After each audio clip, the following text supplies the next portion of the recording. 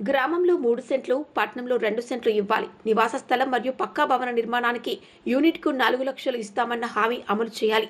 భారత communist party రాష్ట్ర కార్యదర్శి వర్గ సభ్యులు గుజ్జల ఈశ్వరయ్య డిమాండ్. పాలకొండ పట్టణంలో వైఎస్ఆర్ కాలనీ వాసులు మరియు Garamma colony, NSS colony, NK Rajapuram తదితర శివారు కాలనీలో మౌలిక సదుపాయాలు కల్పించడం గురించి వీరఘట్టం మండలం ఎస్ నర్సీపురం గ్రామంలో 151 మంది పేదలకు 2008-2009 సంవత్సరంలో పట్టాలు ఇచ్చిన లబ్ధిదారులకు భూమిని అప్పచెప్పాలని కోరుతూ భూమిని మండలం నివిరి గ్రామంలో అసైన్ భూములపై పట్టాలిచ్చిన దళితులకు భూమిని అప్పచెప్పాలి. దళితులకు, ఆదివాసులకు గత ప్రభుత్వ హయాములో ఇచ్చిన విద్యుత్ రాయితీ బకాయిలు బిల్లులు ఆ వినియోగదారులు చెల్లించాలని విద్యుత్ శాఖ అధికారులు చేస్తున్న తీవ్రమైన ఒత్తిళ్లను నివారించాలి. పాలకొండ పట్టణంలో అతి ప్రధానమైనది మౌలిక సదుపాయాల సమస్యలు. రానున్నది వర్షాకాలం. మురుగు కాలువల్లో మురుగును తొలగించాలి. దోమల నివారణ చర్యలు చేపట్టాలని కోరుతూ పై సమస్యలను మరియు ఇచ్చిన హామీలను రాష్ట్ర కూటమి ప్రభుత్వం అమలు చేయాలని కోరుతూ పాలకొండ నియోజకవర్గం సమితి కార్యదర్శి బుడితి అప్పలనాయుడు ఆధ్వర్యంలో జరిగిన ధర్నా కార్యక్రమంలో జిల్లా ప్రధాన కార్యదర్శి కోరంగి మన్మథరావు, కోరంగి గోపీనాయుడు, గురుగుబి లింసూరయ్య, ఏఐవైఎఫ్ రాష్ట్ర అధ్యక్షులు యుగంధర్, లింగరాజు, ద్వారపుడి అప్పలనాయుడు, బుడితి భారతి, శ్రీనాథ, జనార్దన, పువ్వుల ప్రసాద్, మోహన్ రావు తదితరులు పాల్గొన్నారు. బుడితి అప్పలనాయుడు నియోజకవర్గ కార్యదర్శి, భారత కమ్యూనిస్టు పార్టీ సిపిఐ. ఈరోజు జూలై 8వ తేదీ పాల్గొండ పట్టణంలో వైఎస్ఆర్ కాలనీలో గతంలో ప్రభుత్వం ఇచ్చినటువంటి స్థలాలకు సంబంధించి కేవలం 1400 మందికి ఇస్తే అందులో 50 మంది మాత్రమే ఇళ్లు నిర్మాణం చేసుకున్నారు. అది ప్రభుత్వం బలవంతుంది. కారణం ఏంటంటే భూగర్భ జలాలు అందులో లేవు. నిరంతరం నీరు లేకపోతే బ్రతకలేము. అటువంటి దగ్గరేమో భూసేకరణ చేసి పేదలకు ఇస్తామన్నారు. ఈ రోజు అక్కడ ఖాళీగా ఉన్నాయి, ఎవరు కట్టుకోలేని పరిస్థితి ఉంది కనుక గత ఎన్నికల ముందు కూటమి ప్రభుత్వం హామీ ఇచ్చింది. మేము గ్రామాల్లో ఉండే వాళ్ళకి 2 సెంట్లు ఇస్తాం, పట్టణాల్లో ఉన్న వాళ్ళకి 3 సెంట్లు ఇస్తాం, టౌన్ లో ఉండే వాళ్ళకి 2 సెంట్లు ఇస్తామని తక్షణమే అమలు చేయాలని ఆ రోజు మీరు ఇచ్చిన హామీ 4 లక్షల రూపాయలు ఇంటి నిర్మాణానికి ఇస్తామని. ఈ రోజు ఖర్చులు పెరిగాయి. 5 లక్షలు ఇవ్వాలని చెప్పేసి సిపిఐ పార్టీ తరఫున ప్రభుత్వానికి విజ్ఞప్తి చేసుకుంటున్నాం. అదే సందర్భంలో ఈ రోజు అనేక మంది పెళ్లిళ్ళు అయిన తర్వాత కాపురాలు పెట్టుకోవాలి. చిన్న చిన్న గుడిసెల్లో 3 4 కుటుంబంలో ఉండడం కష్టం. అటువంటి వాళ్ళు కూడా అర్హులు వాళ్ళకి ఇరు స్థలాలు ఇవ్వాలని చెప్పేసి విజ్ఞప్తి చేస్తున్నాం. ఇక ఎస్సీ ఎస్టీలకు ఏదైతే గత ప్రభుత్వం హామీ ఇచ్చిందో ఆ హామీ ప్రకారంగా వాళ్ళు వాటిని బిల్లులు చెల్లించలే. కానీ ఈ ప్రభుత్వం వచ్చిన తర్వాత వాటి బకాయిలు ఉండిపోయి చెప్పి మేటర్లు ఇవ్వకపోతే మేటర్లు తీసుకెళ్లిపోతున్నారు, బకాయిలు చెల్లించకపోతే. ఇది దుర్మార్గమైన చర్య. ఈ అంశాలని భారత కమ్యూనిస్ట్ పార్టీ సిపిఐ అనేది పూర్తిగా వ్యతిరేకిస్తుంది. ఇక సంతనరసపురం గ్రామానికి సంబంధించిన 151 మందికి ఆ రోజు అనేక పోరాటాలు చేసిన సందర్భంగా ఆ గ్రామంలో కులాలకు అతీతంగా అన్ని కులాలకు సంబంధించిన పేదలు గుర్తించి 2008-2009లో మరి పట్టాలు ఇచ్చింది 151 మందికి. వాళ్ళకి భూములన్నీ ఇంకా అప్పచెప్పలేదు. దీంతో కొంతమంది దురాక్రమణ చేస్తున్నారు. ఆ దురాక్రమణ కట్టడి చేసి వాళ్ళకి భూములు అప్పచెప్పాలని చెప్పేసి మేము కోరుతున్నాం. అక్కడ సమస్య కూడా లేదు. అది సర్వే కూడా జరిగిపోయింది ఆనాడే. మరి పంపిణీ చేస్తున్న టైంలో కొద్దిగా ఆటంకులు వచ్చి ఇప్పటి వరకు ఆటంకం ఉంది. దీంతో కొంతమంది దురాక్రమణ చేస్తున్నారు. అందుకు వాళ్ళకి పట్టాలు ఇచ్చిన వాళ్ళకి భూములు అప్పచెప్పాలని కోరుతున్నాం. ఈ క్రమంలోనే ఈ రోజు పాల్గొండ పట్టణంలో రోజు రోజుకి అభివృద్ధి చెందుతుంది. నియోజకవర్గ కేంద్రం కాదు, రెవెన్యూ కేంద్రం అనేక ఆఫీసులు కూడా ఉన్నాయి, మరి విద్యా సంస్థలు ఉన్నాయి. కానీ మౌలిక సదుపాయాలు అస్సలు లేవు. ఈ రోజు ఎక్కడ వేసిన గొంగలు అక్కడే చందగా మురుగు కాలువలో విపరీతంగా దుర్వాసనలు వస్తున్నాయి. ఇది మరి వర్షాకాలం, ఈ సీజన్ లో వ్యాధులు ప్రబలే అవకాశాలు ఉన్నాయి వర్షాలకి. కనుక కాలువలు అంటే మట్టిని పూడికలు తీసి శుభ్రం చేయాలని చెప్పి దోమలు విపరీతంగా ఉన్నాయి కనుక పిచికారీ చేయాలని ఈ విధంగా పాల్గొండ పట్టణంలో మౌలిక సదుపాయాలు కల్పించాలని కోరుతూ భారత కమ్యూనిస్ట్ పార్టీ తరఫున ఈ రోజు ఇక్కడ ధర్నా చేస్తున్నాం గౌరవ సబ్ కలెక్టర్ కార్యాలయం వద్ద. మరి ఈ సందర్భంలో సహకారం అందించండి పోలీసు వారు కూడా ధన్యవాదాలు తెలుపుతున్నాం. మా రాష్ట్ర కార్యదర్శి వర్గ సభ్యులు జిల్లా నిర్మాణ బాధ్యులు ఈశ్వరరావు గారు మాట్లాడతారు.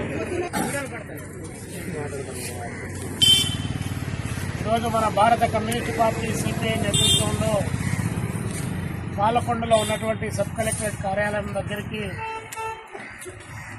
కోటప్ప గుడి దగ్గర నుంచి ఇక్కడ దాకా ప్రదర్శనగా నిర్వహించుకుంటూ ఇక్కడికి రావడం జరిగింది. ఇప్పుడే మన ఆర్టీఓ గారు ఏఓ గారు వారి తరఫు నుండి వచ్చి మెమోరాండాన్ని కూడా తీసుకొని పోయారు. సరే, ఇప్పుడే మన నాయకులందరూ కూడా చాలా అంశాలు చెప్పారు. మనం ప్రధానంగా కోరుతున్నటువంటిది గ్రామీణ ప్రాంతాల్లో 3 సెంట్లు, పట్టణ ప్రాంతాల్లో 2 సెంట్లు ఇంటి స్థలాలు ఇల్లు లేనటువంటి వారికి ఇవ్వాలని చెప్పి, అదేవిధంగా ఇల్లు కట్టుకోవడానికి 5 లక్షల రూపాయల ఆర్థిక సాయం చేయాలని చెప్పి మనం కోరుతా ఉన్నాం. ఇది మనం కోరినటువంటిదే కాదు. మనం కోరింది ఏంటంటే 4 లక్షలు సరిపోదు చంద్రబాబు గారు, 5 లక్షలు ఇవ్వండి అని చెప్పి 1 లక్ష రూపాయలు అదనంగా పెంచాం. అంటే రేట్లన్నీ బాగా పెరిగాయి. ఇనుము, సిమెంట్ ధరలు, కూలి రేట్లు విపరీతంగా పెరుగుతున్న నేపథ్యంలో 4 లక్షలతో ఇల్లు కట్టుకోవడం సాధ్యం కాదు. ఇంకొక 1 లక్ష రూపాయలు అదనంగా ఇవ్వండి అని చెప్పి మనం కోరాం. కానీ 2 సెంట్లు ఇస్తారని, 3 సెంట్లు ఇస్తారని చెప్పినటువంటి వారు చంద్రబాబు నాయుడు గారే. చంద్రబాబు నాయుడు గారు ఎన్నికల కంటే ముందు అందరికీ ఇల్లు లేనటువంటి వాళ్ళందరికీ నేను 2 సెంట్లు పట్టణ ప్రాంతాల్లో ఇస్తాను, 3 సెంట్లు గ్రామీణ ప్రాంతాల్లో ఇస్తానని చెప్పి వాగ్దానం చేశాడు. అందుకనే మనం కూడా కళ్ళు మూసుకొని పటా పటా పటా పటా పుట్టితే 164 సీట్లు చంద్రబాబు నాయుడు గారికి వచ్చాయి. కానీ చంద్రబాబు నాయుడు గారు ఎట్టున్నారంటే, ఏరు దాటేంత వరకు ఏరు మల్లన్న, ఏరు దాటిన తర్వాత డ్యాష్ మల్లన్న అనే పద్ధతిలో సంవత్సరం అయినా కూడా ఇంతవరకు దీనికి సంబంధించి ఏం మాట్లాడలే. రోజు పేపర్లు పంపిస్తాడు కలెక్టర్ ఆఫీస్ గారికి, రోజు మేము చర్చిస్తున్నాం అంటాం, రోజు వీడియో కాన్ఫరెన్స్లే.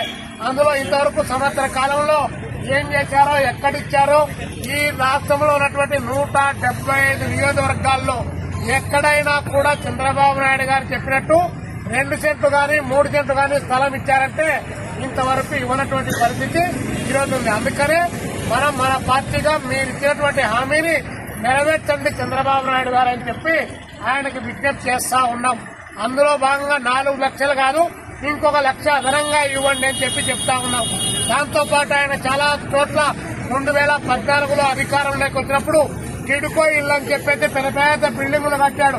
50,000 ఇవ్వండి, 1 లక్ష రూపాయలు ఇవ్వండి, 1,50,000 ఇవ్వండి, 2 లక్షలు ఇవ్వండి, మీకు మంచి బిల్డింగులు కడతాను, పక్కా బిల్డింగులని టిడ్కో ఇళ్ల పేరుతో డబ్బులు వసూలు చేశారు. ఈ రోజు 2014 నుంచి 2019 వరకు ఆయనే పరిపాలించాడు. ఆ ఇల్లు ఇలా ఇప్పుడు మళ్ళీ ఇప్పుడు వచ్చాడు, మధ్యలో జగన్మోహన్ రెడ్డి గారు వచ్చారు, ఆయన టిడ్కో ఇల్లు ఇలా ఇప్పుడు మళ్ళీ ఈయన వచ్చాడు. ఇప్పుడు ఇలా 2018లో కట్టిన ఇల్లు పైన ఉండేటువంటి ఫ్లోరు, కింద ఉన్నటువంటి ఫ్లోరు, పైన ఉండేటువంటి టాపు మొత్తం ఊడిపోతున్నాయి. స్విచ్ బోర్డులు పట్టుకుంటే కరెంటు మన ఒంటిలోకి వస్తాను తప్ప అక్కడ ఇల్లు ఇచ్చేటువంటి పరిస్థితి లేదు. 1 కాదు 2 కాదు 30,000 కోట్ల రూపాయల ప్రజాధనాన్ని ఖర్చు పెట్టి ఇంతవరకు 10 సంవత్సరాలు అవుతున్నా, 15 సంవత్సరాలు గడుస్తా ఉన్నా ఇంతవరకు టిడ్కో ఇల్లు లబ్ధిదారులకు ఇవ్వనటువంటి పరిస్థితి ఈరోజు కొనసాగుతా ఉంది. అంటే ప్రజలు కట్టేటువంటి మన పోలీస్ అన్నలు గాని, మీరు గాని, మనం కట్టేటువంటి పన్నులతో అంత డబ్బులు వస్తే ఆ డబ్బులు పప్పులు బెల్లాల్లాగా గాలికి ఎగరేశారు తప్ప ఏ ఒక్కరికి ఉపయోగపడలేదు. నువ్వు కట్టిన ఇల్లు ఇవ్వలే, నువ్వు చెప్పిన నినాదాన్ని చేయలే. ఈ రోజు 200 యూనిట్ల వరకు కరెంటు ఫ్రీ అని చెప్పారు. ఎవరికి? ఎస్సీలకు, ఎస్టీలకు 200 యూనిట్లు మీరు ఎంతైనా వాడుకోండి, కాలు మీద కాలేసుకొని 4 ఏసీలు పెట్టుకొని మొత్తం తిప్పండి, మేము ఫ్రీ అని చెప్పి ప్రకటించారు.